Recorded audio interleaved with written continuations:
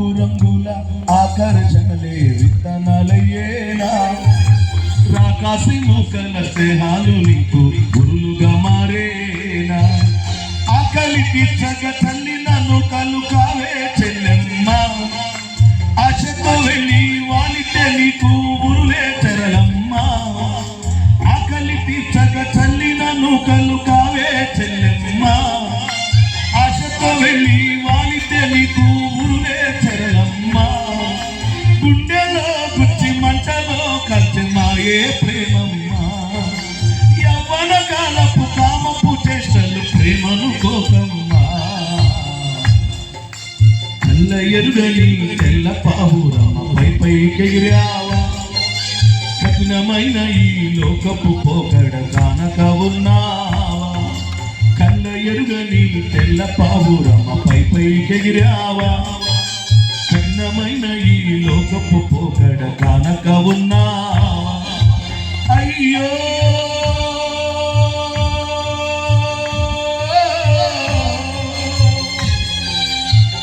పావురమా ఓ పావురమా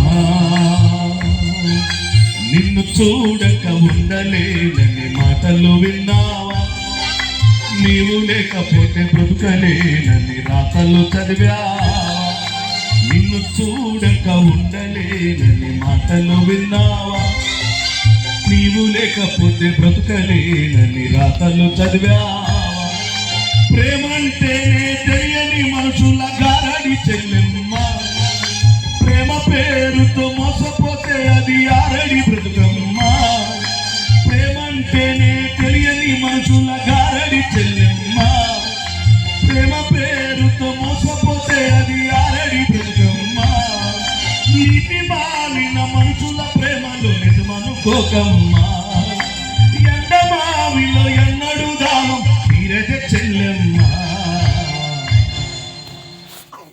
నిన్ను చూడక నీ ఉండలేనని మాటలు విన్నావా నీవు లేకపోతే నీ బ్రతుకలేనని రాతలు చదివావా ప్రేమంటేనే తెలియని మనుషుల గారడి చెల్లెమ్మ ప్రేమ పేరుతో మోసపోతే అది ఆరడి బ్రతుకమ్మ నీతి మాలిన మనుషుల ప్రేమలు నిజమనుకోకమ్మా ఎండమావిలో ఎన్నడుగా తీరని చెల్లెమ్మ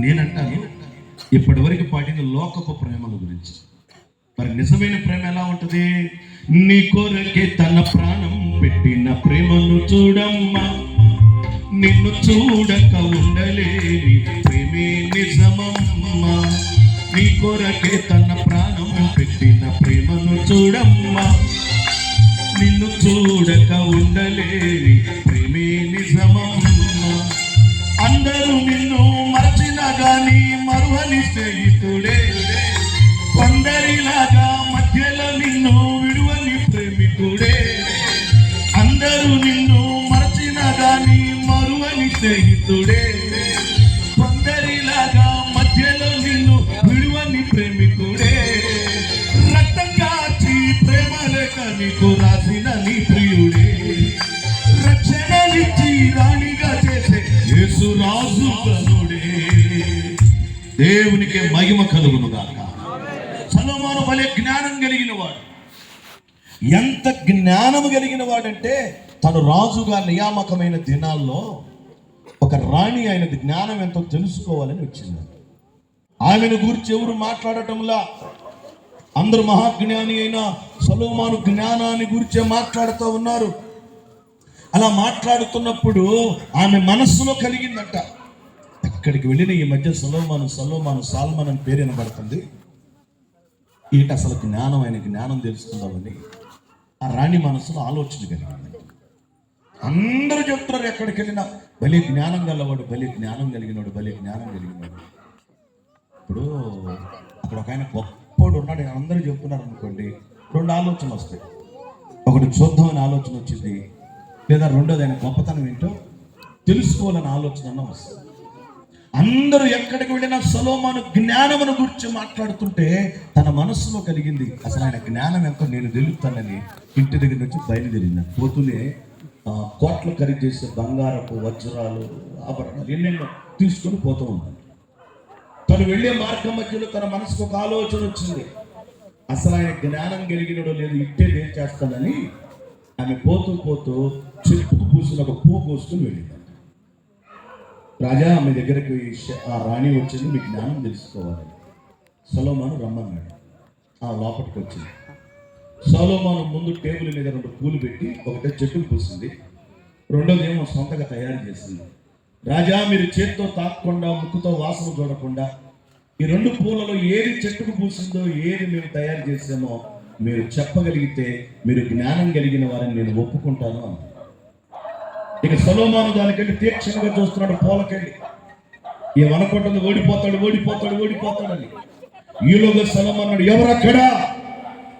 పని వాళ్ళు వచ్చారు. చిత్తం ప్రభు, మీరు వెళ్ళి మన పూల తోటలో నుండి మన పూల తోటలో నుండి ఒక తేనె తీగను పట్టుకురండి. తేనె ఈగ అనకూడదు, తేనె తీగ. ఏదనండి ఒకసారి. ఈగల 5 రకాలు, తీగలు 2 రకాలు. ఈగల వల్ల మనిషికి ప్రమాదం, తీగల వల్ల మనిషికి ఆరోగ్యం. తేనె తీగను పట్టుకురండి అని చెప్పాడు. పనివాడు పరుగుని వెళ్ళాడు, తేనె తీగను పట్టుకొచ్చాడు. ఆ తేనె తీగ సొలొమోను తన చేతితో తీసుకొని ఈ 2 పూలు వాసన చూపించి గదిలో వదిలేశాడు. అది చూనెగిరింది, రివ్వున గదంతా తిరిగి వచ్చింది, ఒక పువ్వు మీద వాలింది. వెంటనే సొలొమోను అన్నాడు, ఒక పువ్వు మీద వాలిందో అది చెట్టుకు పూసిన పువ్వు అని చెప్పాడంట. దేవుని స్తోత్రం చెప్పాడు. ఆమె బలి ఆశ్చర్యపోయింది. ఎంత పెద్ద సమస్యని అది తేలిక పరిష్కరించాడు. తేనెటీగ ద్వారా చెప్పేశాడని ఇక ఆయన జ్ఞానాన్ని మెచ్చుకొని సంపద అంతా ఇచ్చేసిందంట ఆయనకి. అంత జ్ఞానం కలిగిన సొలొమోను ఆయన. నేను ఆ పుస్తకంలో చదివాను ఆయన గురించి. ఒక కవి రాస్తే దానిలో ఏమని వ్రాయబడిందంటే, ఆయన కన్నుల ముందంట 10 మంది స్త్రీలను నిలబెట్టారంట.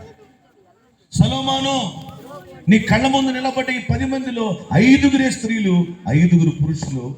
ఎవరు స్త్రీలు ఎవరు పురుషులు చూసి చెప్పమన్నాడు. సొలొమోను వాళ్ళకెళ్ళి చూస్తూ ఉన్నాడు. స్త్రీలు ఎవరో పురుషులు ఎవరో అర్థం కావట్లేదు, అందరూ ఒకేలాగా ఉన్నారు. ఆ పురుషులు కూడా స్త్రీల వేషం అర్థం స్త్రీలలాగే వేశారు. ఆ 10 మంది అక్కడ నిలబడ్డారు. సొలొమోనా, పువ్వు సంగతి అంటే తేనెటీగ ద్వారా పట్టుకున్నావు, ఇప్పుడు స్త్రీలు ఎవరు పురుషులు ఎవరు నువ్వు చెప్పాలి అని అంటే ఆ 10 మందికి వెళ్ళి సొలొమోను చూస్తూనే ఉన్నాడంట. నేను కొన్నిసార్లు బాంబే వెళ్ళినప్పుడు గమనించా, అక్కడ స్త్రీలకి నపుంసకులకు పెద్ద తేడా ఉండదు. నపుంసకులు కూడా స్త్రీలలాగే ఉంటారు. నపుంసకులు కూడా అచ్చ స్త్రీలలాగే ఉంటారు. కొన్ని ఇతర దేశాలకు వెళ్తుంటానా, అక్కడ కూడా కనపడుతుంటారు వీళ్ళు నపుంసకులు. అచ్చ స్త్రీలలాగే ఉంటుంది. వాళ్ళ భావాలు, వాళ్ళ మాటలు, వాళ్ళ డ్రెస్ కోడ్, వాళ్ళ పద్ధతులన్నీ భావాలు అట్లాగే ఉంటాయి. నాకు భలే ఆశ్చర్యం వేసింది.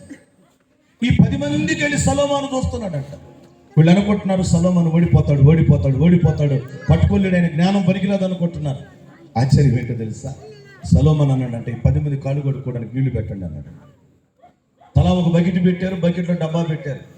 మీరు వెళ్ళి కాళ్ళు కొడుక్కోండి, నేను ఎవరో చెప్పేస్తాను, స్త్రీలు ఎవరో పురుషులు ఎవరో అన్నాడు. ఈ 10 బకెట్లు పెట్టి 10 బకెట్లో డబ్బాలు పెడితే ఈ 10 మంది కాళ్ళు కడుక్కోవడానికి వెళ్ళారంట. 5 ఏమో ఆ చీర కొంచెం మడిమ దాకా లేపి ఆ గిలకల వరకు నీళ్లు పోసి కడుక్కున్నారంట. ఇంకొక 5 ఏం చేశారు, మోకాల దాకా లాగి ఇట్ట వేసి రుద్దుతున్నారంట. అప్పుడు అన్నాడంట, కుర్చీల వరకు లాగి గిలకల దాకా తడిసేటట్టు కడుక్కున్న వాళ్ళు స్త్రీలు మోకాల దాకా లాగి ఇట్ట రుద్దేరే గాలి పంపులాగా, వాళ్ళు పురుషులు అని చెప్పాడు. స్త్రీలు ఏం చేస్తారు, కాళ్ళు కడుక్కోవాలంటే మోకాల దాకా లాగరగా. కాస్త గౌరవం, పద్ధతి, క్రమం ఉంటుంది కాబట్టి కుర్చీల వరకు లాగి గిలకల వరకు కడుక్కుంటారు. ఈయన పురుషులు కదా, చూడు దొరికిందో రుద్దుతున్నారంట. ఆ రుద్దుతున్న వాళ్ళను చూసి ఈ రుద్దే వాళ్ళ 5 పురుషులు అని చెప్పేసాడంట. ఇక సొలొమోను జ్ఞానానికి వాళ్ళు మరింత ఆశ్చర్యచకితులు అయ్యారు. మీరు సొలొమోను గొప్పడు అనుకుంటున్నారేమో, నేను చెప్పే యేసయ్య సొలొమోను కంటే గొప్పడు. స్తోత్రం చెప్తాం గట్టిగా, హల్లెలూయా. సొలొమోనుది లోక జ్ఞానం, ప్రకృతి జ్ఞానం, దేవుడిచ్చిన జ్ఞానం. ఆ సొలొమోనుకి అంత జ్ఞానం ఉంటే సొలొమోనుని మించిన గొప్ప జ్ఞానం, పరమ జ్ఞానం కలిగిన